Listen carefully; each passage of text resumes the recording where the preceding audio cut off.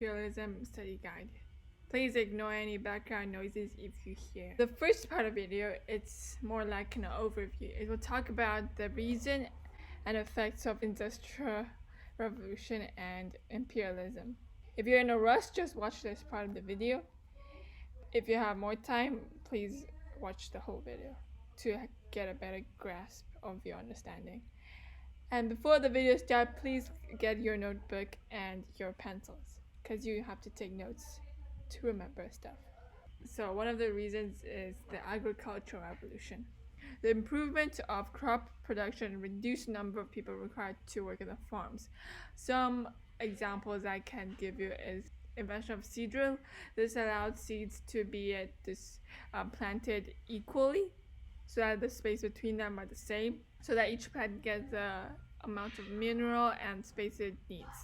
Another invention is crop rotation. So people understand that they will not only plant one plant on this place, they would change the plant so that the soil can last longer. Increase in population, since there are more food, and the potato from America gave better diet to the people, that increased the population. And also the hospitals and medical facility increase, so that means infants and children have a higher survival rate, which ultimately results in an increase in population. Britain's advantage over cold geography and people. The Industrial Revolution began in Britain, and there's reason for that. One reason is that Britain has an abundant resource of coal. Another reason because of its geography. The island is surrounded by sea, so it's very difficult for other countries to invade Britain. Its strong navies also protect its people relatively well from invasions. And it also has a high population, which gives its advantage as those people can then work in the factories and produce more goods. Effects of Industrial Revolution. As there are more factories, more goods are being produced, so that means more wealth. Overall improvement of living standard, better sanitation, as medical technology improved, more labor laws. The Industrial Revolution caused severe labor conditions. People had to work 16 hours a day. It was very dirty. The machineries were cramped. There was child labor. So due to this, more people started to protest and stop working. So factory owner had to increase the salary and treat their worker better. This is also about the intention of governments, of the British government, and they start implementing laws to restrict companies from exploiting their workers. How are industrialization and imperialism connected? They are connected in many ways, these two factors. One of the most common ways is the increase in need for raw resources. The Industrial Revolution meant that factories needed those raw resources to make those goods, causing an increase in need for these resources. Britain does not have all these resources, and at one point it's going to get used up. So they looked into other foreign countries like Africa, and they have a more abundant environment for these resources, and that resulted in imperialism. If they colonize those places, they will get control over the resources there, which can help fuel the industrialization. Before the Industrial Revolution, Ukraine attempted to invade Africa, but their attempts were largely unsuccessful, as Africa had strong army that fought away the Europeans. Advancement in technology and military weapons from the Industrial Revolution gave them the ability to fight against African tribes. Simply put, through the invention of machine guns and the invention of steam engines, it allowed the Europeans to navigate the rough streams of Africa, since they had more refined boats, and their more powerful military weapons allow them to fight against the powerful African tribes. Another factor is that as more goods and factories pop out, the competition increases, and this prompts them and encourage the Europeans to further colonize other nations, making Africa more vulnerable to imperialism. Reasons for imperialism and colonization. There are three reasons, mainly separated into political, the balance of power. In order to maintain the balance of power, other European nations were forced to acquire new colonies to achieve equilibrium with their competitors and neighbors. Another European country is gaining power from colonizing foreign nations. If you do not do the same like them, they will just get more powerful and your growth will be very slow compared to them since they had more resources. This makes you more vulnerable to invasion of those more powerful countries as they had more power and resources from colonizing other nations. Economic. For resources to power the Industrial Revolution, expand and control foreign trade, cheap labor. An example I can tell is that many European countries went into Africa to control over that land and also the control over their people. Many would put women and children into hostage and force the men to work for free for them. And if you put it in historical term, it's exploitation and enslaving those people. New route for trade. If they colonize their place, that means they can go through that place however they want without paying any tax or money. Socially, as one of them is social Darwinism. Before you talk about social Darwinism, you need to talk about the survival of the fittest. This is a concept Charles Darwin explained that the strongest species in the wild would be able to survive and the weaker ones would die out. The Europeans justified colonizing and their racism through social Darwinism, which is saying that they are the better race and they are going to help wipe out those weaker race, which is other race. They're going to help wipe out the weaker race, which is the foreign, the other races. But technically, Africans never asked for this, so they're forcing this concept upon other people. The White Man's Burden is a poem that Kipling, which is the author, used to encourage the American government to take over the Philippines. His message is basically to say that it's morally right and the duty of white people to rule the non-white race. This is how you explain the white man's burden. Nationalism, as from social Darwinism, racism, and the white man's burden, you can say that European thinks that they are better than others. And colonizing other countries would make them feel a sense of national pride and make their people proud. Effects of imperialism. A positive effect is that the economy is boosted. Mainly, it's the economy of the European, as the African tribes normally as for the African tribes, their areas, a lot of them are being exploited, so I don't see much economy increasing, but there's probably increasing trade between the African and the Europeans. Developing countries get access to new technology. Healthcare improved, so those technologies brought to the Africans as they spread their European knowledge to them, and that also includes their healthcare knowledge, but also some propagandas, which are not very good. Defensive network, economy, agricultural method improved. Negative, it created war. Almost every time, it always created war. As European nations tried to invade your African area, they would obviously fight back, and that ultimately results in war. Divides group kinship, artificial borders.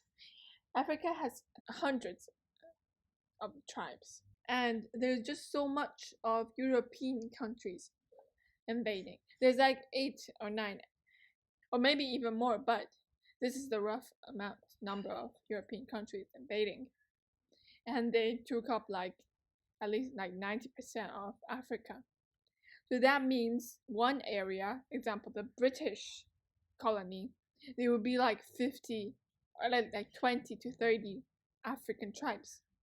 And all of these are united under the British rule, for example. That means they have to get along with each other, even though they may be enemies or rivalry groups. And some of the groups that used to be together were split up between different European countries. Another point I want to say, as Europeans invade the land, they get the control of the land. They get the control over the resources.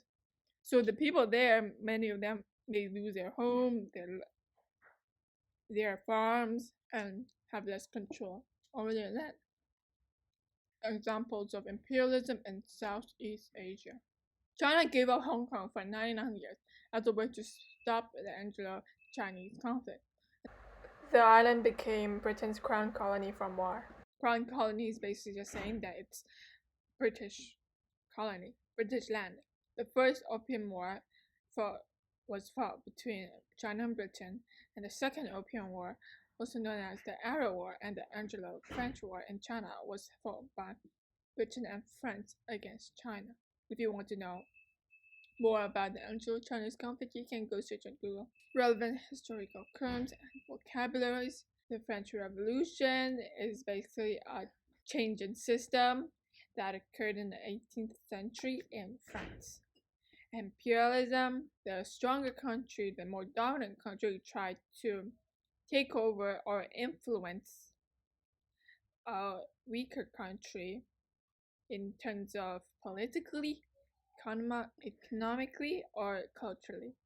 Industrial Revolution, a change from an economy based on agriculture to an economy based on factories and machineries.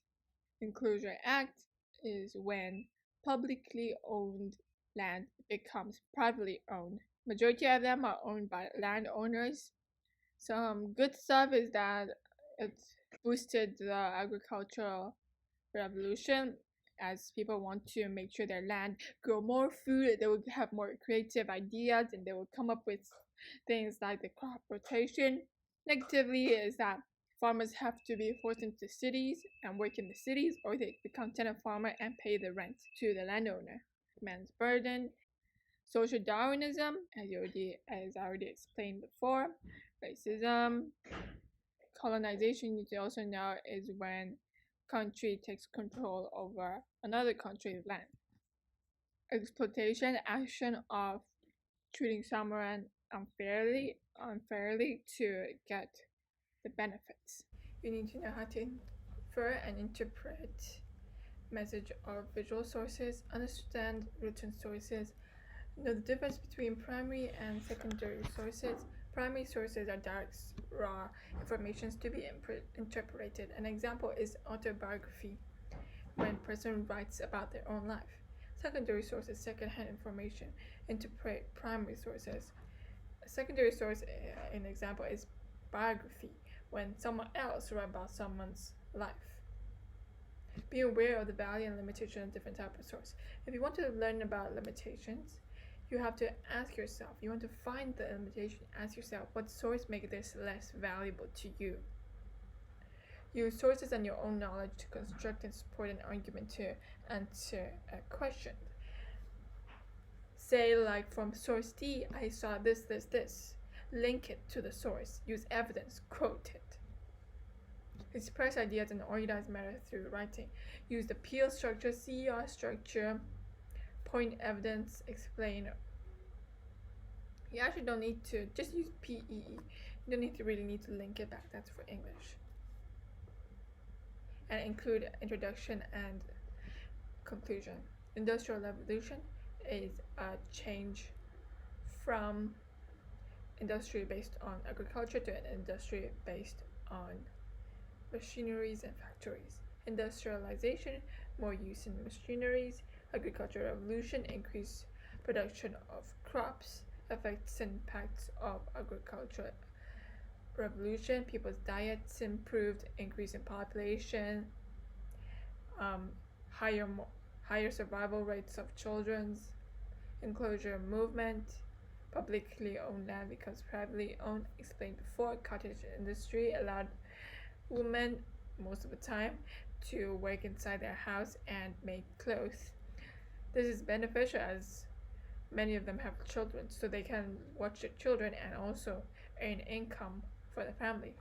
Importance of technological advancement, steam engines. This allowed the invention of railroads. People can travel easier between house to house or between city to city. Also led to imperialism.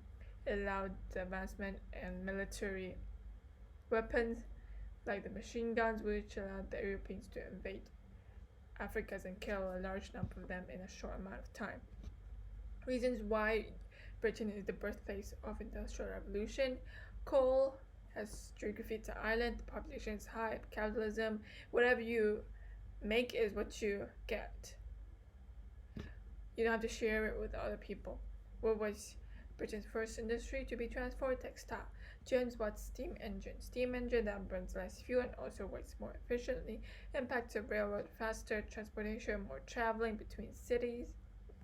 What was the working condition, living like condition for the industrial laborers? Basically the working class, the lowest class. Dirty and sometimes have toxic chemicals in some cases, especially in the coal mines. Those workers' lifespan were 10 times less than normal workers. Machinery, everything was cramped, dangerous. Machines can malfunction, they can explode even. Poor housing, disease was widely spread as sanitation was poor. Tenement buildings shared by multiple peoples with many floors. It's like apartments nowadays, but more cheaper and less well maintained and very dirty. How did the Industrial Revolution impact the middle class? The middle class grew as people became wealthier from industrialization. It consists of upper middle class like doctors, government officials. Luddites, members of English workers who destroyed machineries, especially wool and cotton mills that they believed was threatening their job. What effects did the Industrial Revolution have on children? Child labor. Children were many times forced to work at the age of 6 and work up to 14 to 16 hours a day from morning to night. Many of their hands were severed and cut in machineries, and injuries was common and even death in some cases. What effects did the Industrial Revolution have on the environment? Pollution. Identify at least 3 positive impacts of the Industrial Revolution. Long-term effect: overall living condition improved, affordable consumer goods, better transportation, higher wages, suburbs grew as people moved to the cities. Short-term effect: increase in population, new jobs. These are the positive effects. Identify at least 3 negative impacts of Industrial Revolution. Long-term effect: pollution. Short-term effect: poor sanitation, low wages, long working hours, child labor. There is still child labor now, but not as much as before. Imperialism. When a native country or stronger country seek to dominate a weaker country politically, economically, or culturally.